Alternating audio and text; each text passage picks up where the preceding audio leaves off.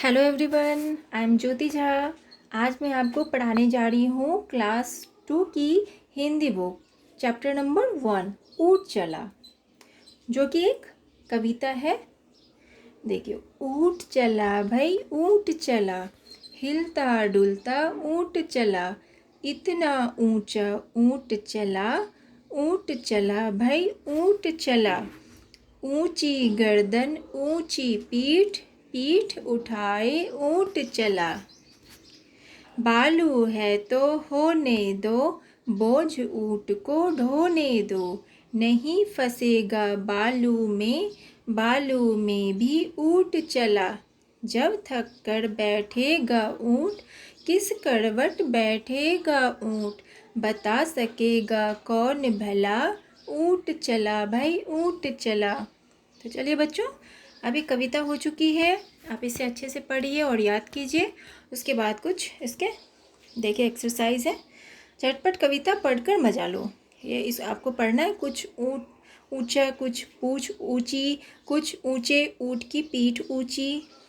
देखिए, अब जल्दी जल्दी बोलकर देखो, जीभ लड़खड़ा गई ना। कैसी लगी कविता? आप इस कविता को अपने मन से नाम दो, ऊपर दी गई जगह में लिख भी दो। अब इस कविता को आप अपने मन से कोई नाम दे सकते हैं।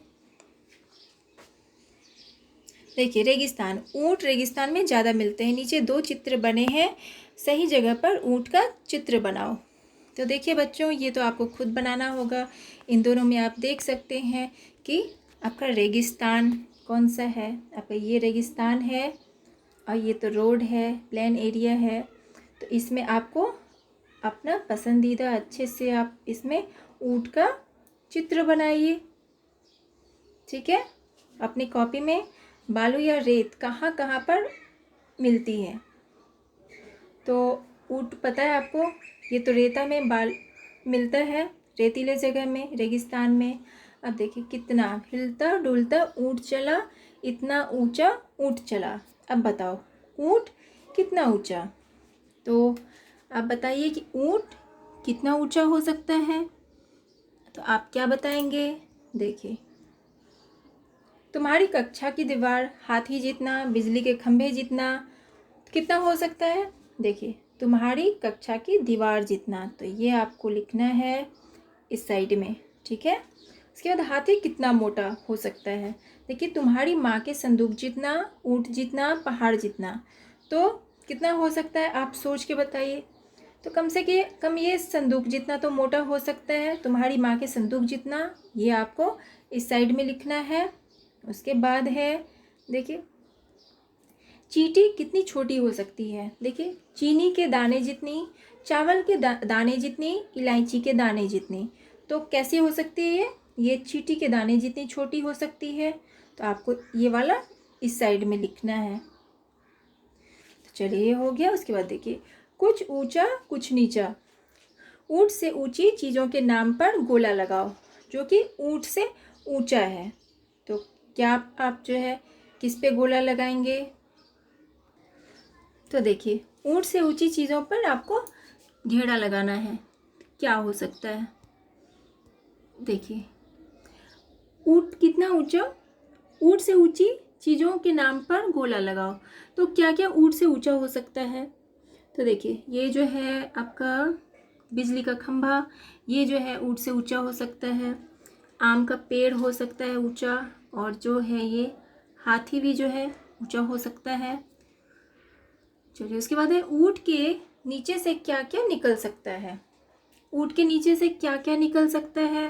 तो आप इसमें क्या लिखेंगे आंसर कि ऊँट के नीचे से एक छोटा बच्चा निकल सकता है, एक बछिया निकल सकती है, जो गाय का जो बच्चा होता है वो, एक भेड़ या बकरी निकल सकती है, कुत्ता और सभी छोटी चीज़ें। ये सारी चीज़ें जो छोटे छोटे होते हैं वो सारे उसके नीचे से निकल सकते हैं। उसके बाद देखिए क्या है, किन किन चीज़ों की मदद से ऊँट पर चढ़ोगे। तो आप ऊँट पे चढ़ने के लिए क्या चीज़ का यूज़ करेंगे?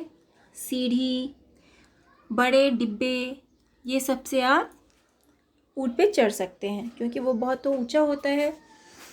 उसके बाद देखिए, सफ़र का सामान, ऊंची गर्दन ऊंची पीठ, पीठ उठाए ऊँट चला।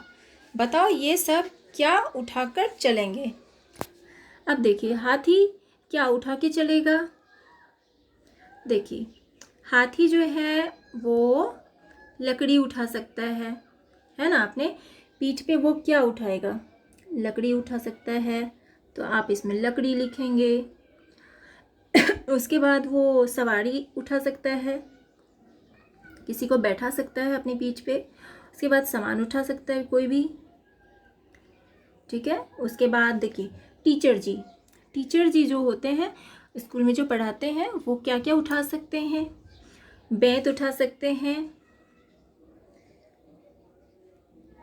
बेंत, किताब उठा सकते हैं। चलिए उसके बाद पिताजी क्या क्या उठा सकते हैं, बैग उठा सकते हैं। उसके बाद बच्चे को उठा सकते हैं, मुझे उठा सकते हैं। उसके बाद है शेर क्या उठा सकता है, शिकार, ठीक है। और दादाजी क्या उठा सकते हैं, छड़ी उठा सकते हैं, सामान उठा सकते हैं।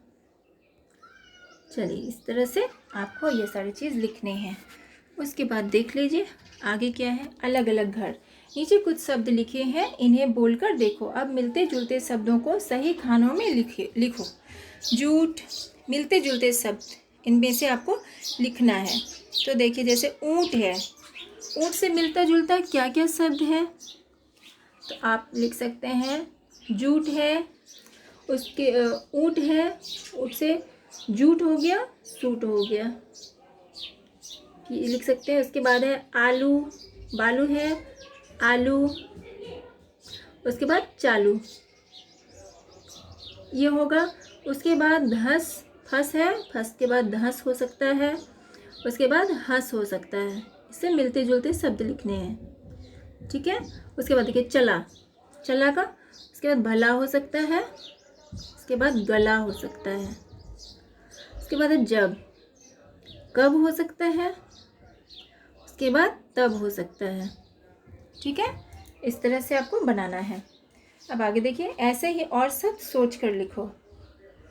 अब ऐसे ही क्या शब्द आप सोच के लिखेंगे। देखिए कविता में ब से शुरू होने वाले शब्द कौन कौन से हैं, उनके नीचे रेखा खींचो। तो देखिए ब से कौन कौन से शब्द शुरू होते हैं, तो ब से हो जाता है, देखिए बोझ, बोझ लिखेंगे। उसके बाद आप लिखेंगे ब से बालू। उसके बाद लिखेंगे ब से बता। इस तरह से बहुत सारा हो जाएगा।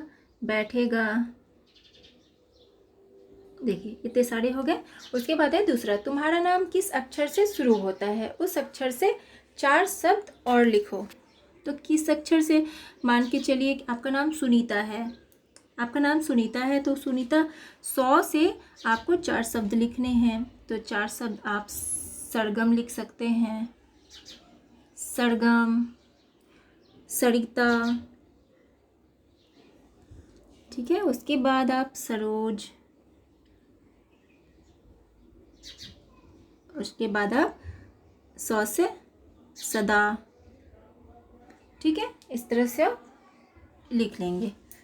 उसके बाद देखिए बोझा, बोझा है तो क्या है, बहुत से जानवरों को बोझा ढोने के लिए इस्तेमाल किया जाता है। क्या तुम्हें यह ठीक लगता है और क्यों।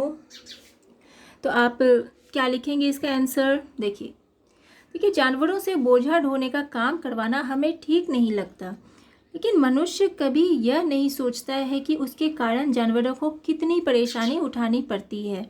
हमें चाहिए कि जानवरों से इस प्रकार के काम ना करवाएं, उन्हें भी हमारी तरह जीने के अधिकार दिए जाएं, ठीक है।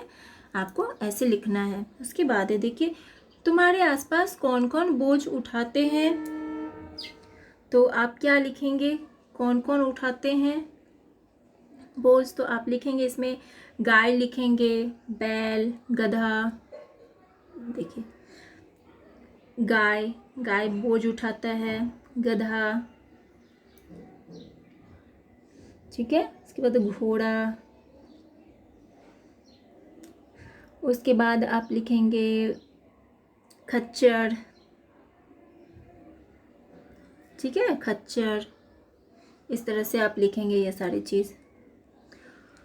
चलिए उसके बाद है कविता बताओ। अक्की बक्की करे तरक्की। अब ये कविता है, इसको कैसे बताएंगे? देखिए, अक्की बक्की करे तरक्की, इक्की दुक्की बने पढ़क्की, इक्की दुक्की बने पढ़क्की।